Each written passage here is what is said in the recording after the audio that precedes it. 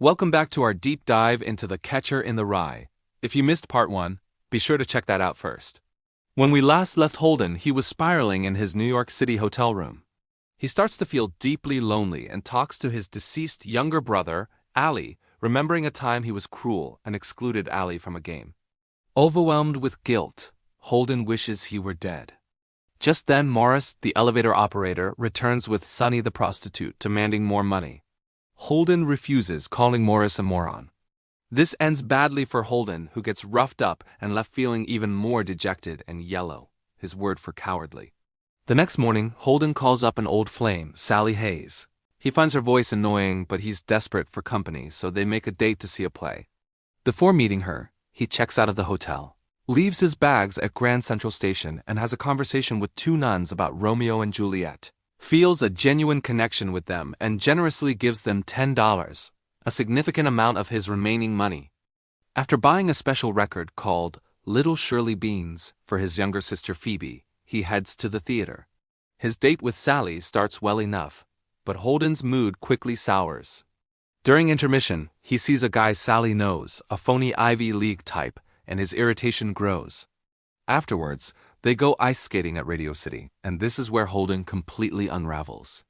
He starts ranting about how phony and awful everything is, and spontaneously asks Sally to run away with him to Vermont or Massachusetts, to live in a cabin by a brook. Sally, understandably, thinks he's being ridiculous. She's practical. She wants to finish college and live a conventional life. Holden gets angry, calls her a royal pain in the ass, and the date ends in disaster. He immediately regrets it and feels even more alone.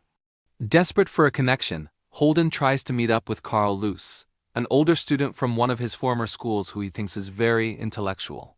They meet for drinks, but the conversation is a failure. Holden pesters Carl with immature questions about his personal life, and Carl, annoyed, tells him he needs to see a psychoanalyst before leaving him at the bar. Now drunk and miserable, Holden wanders to Central Park, trying to find the ducks he's been worrying about all winter. He's cold, wet, and feels like he might be dying of pneumonia. In this state, he decides on a whim to sneak home and see his little sister Phoebe. This is the turning point of the novel. He successfully sneaks into his family's apartment and finds Phoebe in her room. Their reunion is the most honest and loving interaction Holden has in the entire book. Phoebe is intelligent and perceptive, and she immediately senses how much trouble Holden is in. She realizes he's been kicked out of school again and gets upset, telling him he hates everything. This forces Holden to confront his own negativity.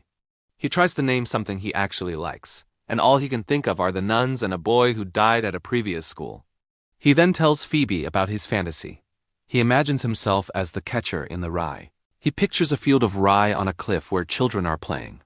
His job is to catch them if they start to run too close to the edge, saving them from falling. This metaphor reveals his deep desire to protect innocence, particularly the innocence of children like Phoebe and his late brother Ali, from the corruption and phoniness of the adult world.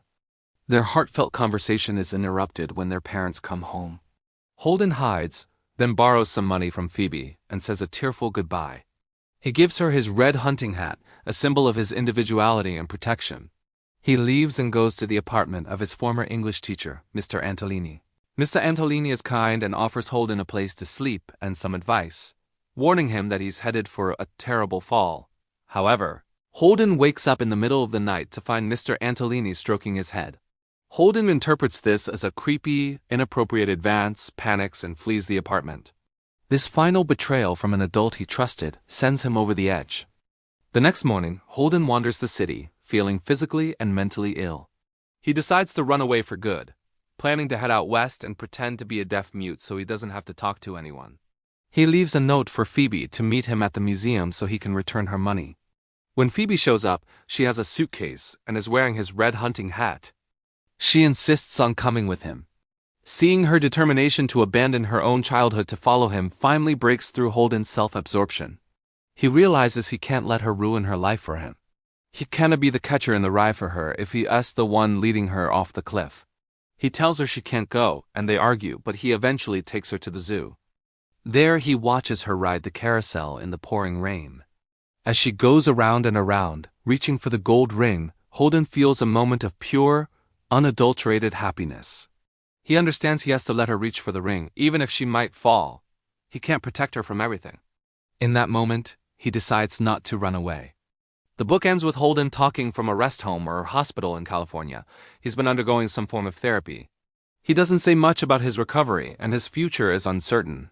He concludes by saying he misses everyone he's told us about, even the phonies like Stradlater and Morris. His final words are a warning: don't ever tell anybody anything.